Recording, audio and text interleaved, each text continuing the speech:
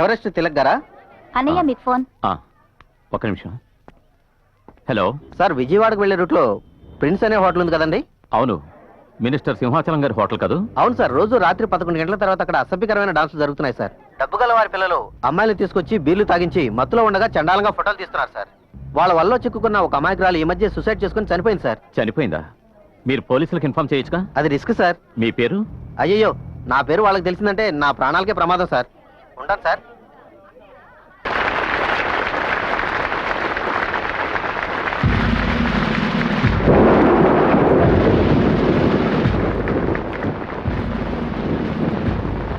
అందరికీ నమస్కారం. ఒక స్టేట్లో పోలీస్ స్టేషన్లు ఎక్కువ అవడం మంచి విషయం కాదు.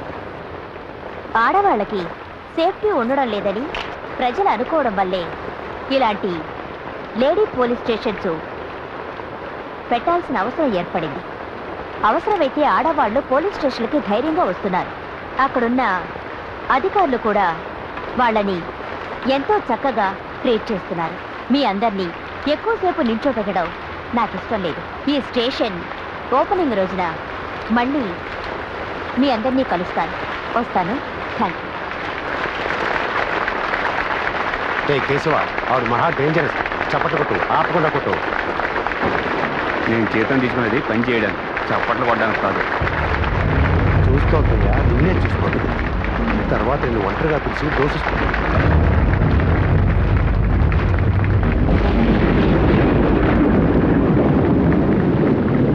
మేడం, ఎలక్షన్ కమిషనర్ని మీరు కలుసుకోవడం వల్ల ప్రతిపక్షం వాళ్ళు విమర్శిస్తున్నారే.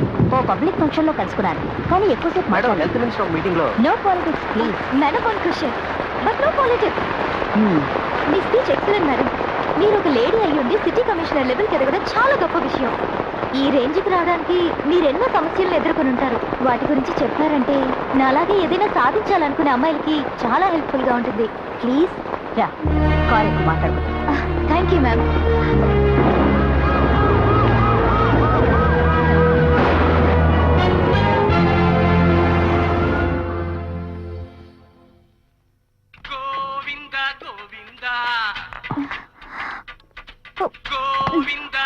ఇదేంటమ్మా? Sorry uncle.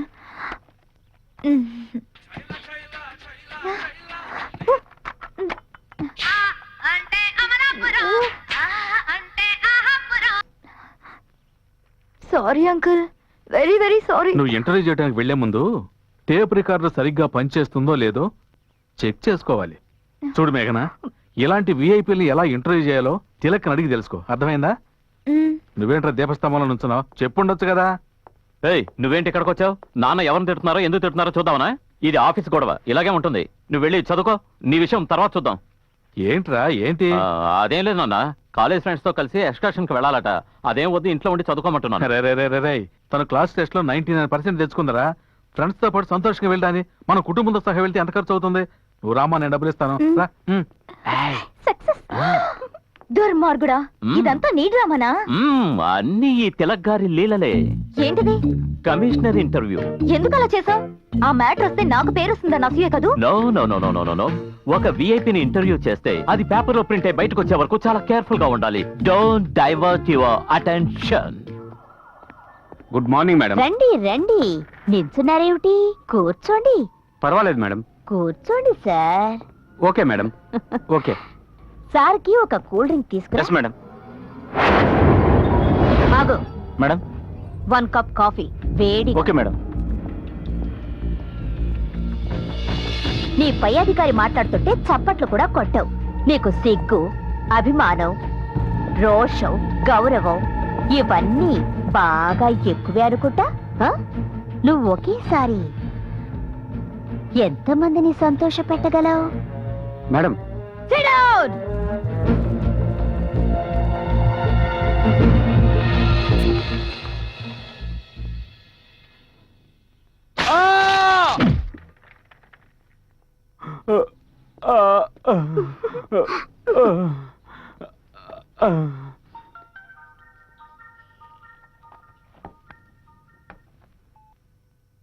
Hello, Subrahmanya Swamy గుడికి రా.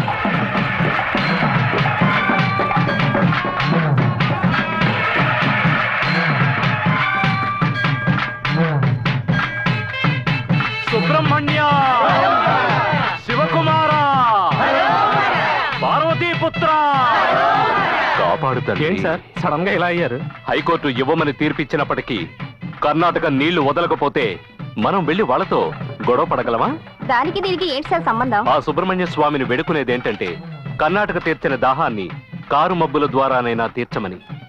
సుబ్రహ్మణ్య, అయ్యా. ఆ జనాన్ని అక్కడే ఆపేశారే. తమరు భక్తి పారవశ్యంతో ఆడుతున్నారు కదా, దానికి ఆటంకం కలగకూడదని. పోలీస్ సుబ్రహ్మణ్య, సార్, వాళ్ళు ఓటేయడం వల్లే నేను ఇవాళ ఈ స్థితిలో ఉన్నాను. గుళ్ళోని దేవుడు వీళ్ళు నాకు ఒకటే. వాళ్ళని వెళ్ళమండి, నేను తర్వాత వెళ్తాను. మీరు చల్లగా ఉండాలయ్యా. మీరు చల్లగా ఉండాలయ్యా. సుబ్రహ్మణ్య శివకుమార పార్వతీపుత్ర గణపతి సోదర సుబ్రహ్మణ్య. Good morning sir. మ్మ్. ఏదైనా ముఖ్యమైన విషయమా? హరోం హరా. అవును మరి, లేకపోతే ఒళ్ళంతా చందనం పూసుకుని రోడ్లంటే గెంతడం చూడడానికి రమ్మన్నాను. మ్మ్. సుబ్రహ్మణ్య. ఇక్కడ ఏమైనా డాన్సర్స్ కి ప్రాబ్లమా? లేదు, దాన్ని మూసేయమని ఒకడు గొడవ పెడుతున్నాడు. Is it? హరోం హరా. Everest chief reporter Tilak. What? Tilak? వాడిని పట్టి బొక్కలు తోయాలా? మనం పత్రికల వాళ్ళ మీద చేయి చేసుకుంటే తేనె తుట్టి మీద చేయి వేసినట్టే. ఈ ఫోటోల్ని నేను పేపర్లో వేస్తే ఇందులో ఉన్న అబ్బాయిలు అమ్మాయిల భవిష్యత్తు నాశనం అయిపోతుంది. అందువల్ల వెంటనే మీరే యాక్షన్ తీసుకోండి అని వీటిని డీజీపీకి పంపించాడు. అదృష్టం ఏంటంటే ఆ డీజీపీ మనవాడని వాడికి తెలియకుండా పోయింది. ఇప్పుడు నేనేం చేయాలి? 7 ఏళ్లుగా సీక్రెట్ గా ఉన్నది హరోం హరా ఇప్పుడు బయటికెలా పొక్కింది. ఆ మల్లిగాడే చెప్పాడు. మీ దగ్గర పనిచేస్తూ ఉండేవాడే వాడా? చూశాడు, పంపించేశాను. ఆ కోపంతో చూసిందేది ఎవరికీ చెప్పనని నాకు ప్రమాణం చేసి వెళ్ళిన వాడు చెప్పకూడని వాడికి చెప్పాడు.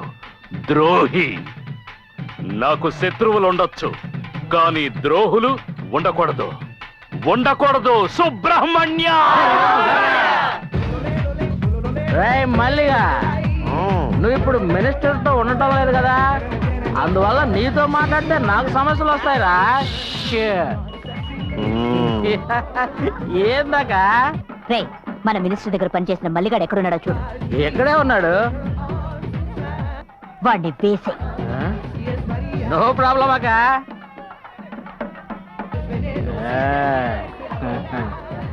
ఏంటిది నాకే?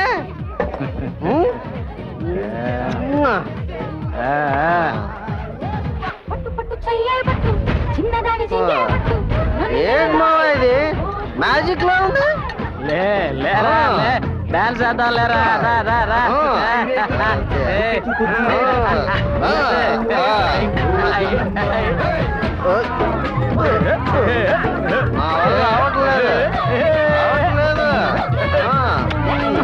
అవుతుందిరా, అవుతుంది.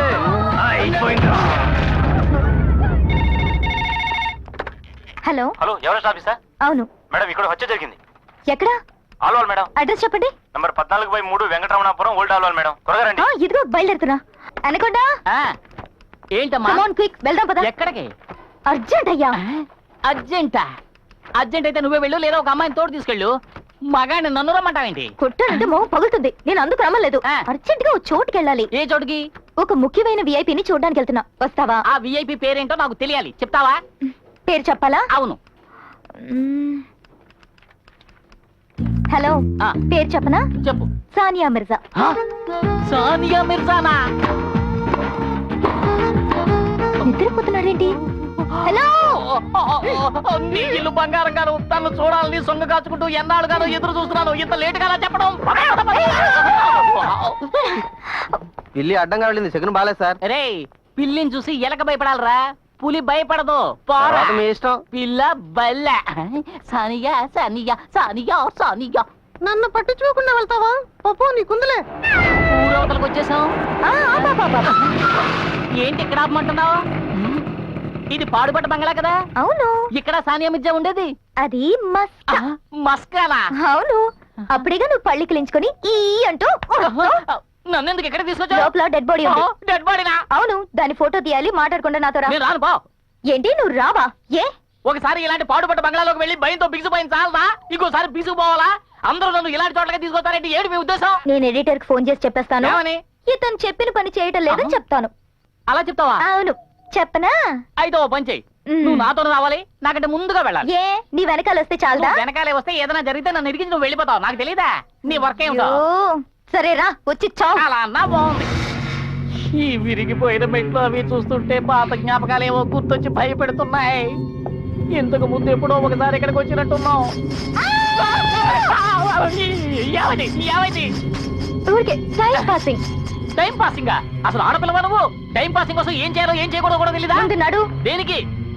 ఇద్దరు మాట్లాడుకుంటారా? దీనికి మాట్లాడాలి, నువ్వు ముందు పద. మాట్లాడుకుంటా రావాలంట. మాట్లాడవలసిన విషయాలు మాట్లాడే తీరాలి కదా. అయ్యో అయ్యో, అలాంటి పూత బంగ్లానే ఉంది. ఎవరది? ఏంటి?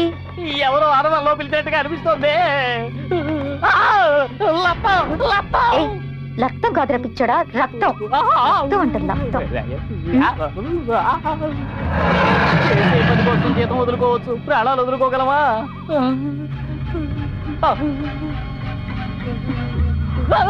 ఇదిగో ఇక్కడ ఉంది లంబాడి, కాదు చుంబాడి, డెడ్ బాడీ.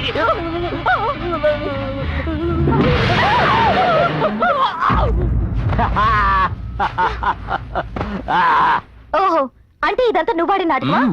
అవును, ఇది కూడా నేను ఆడిన నాటకమే.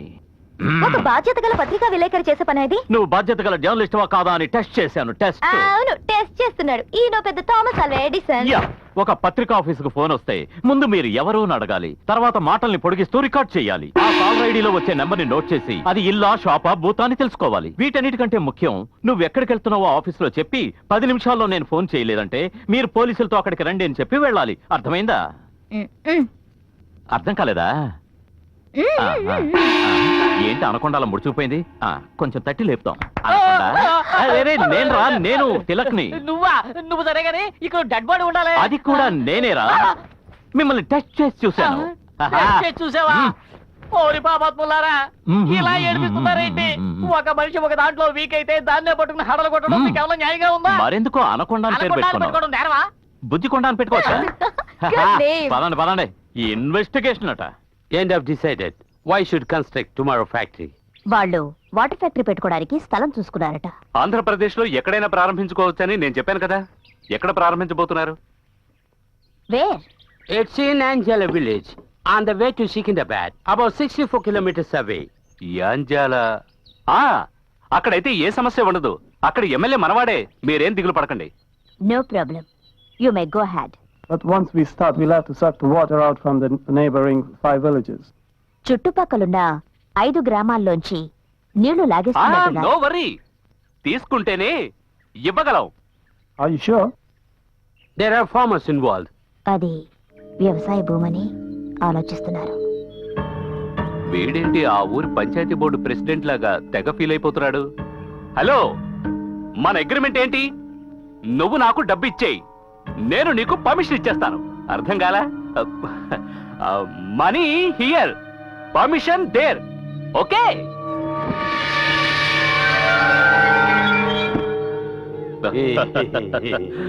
ఇంగ్లీష్ మజాకనా?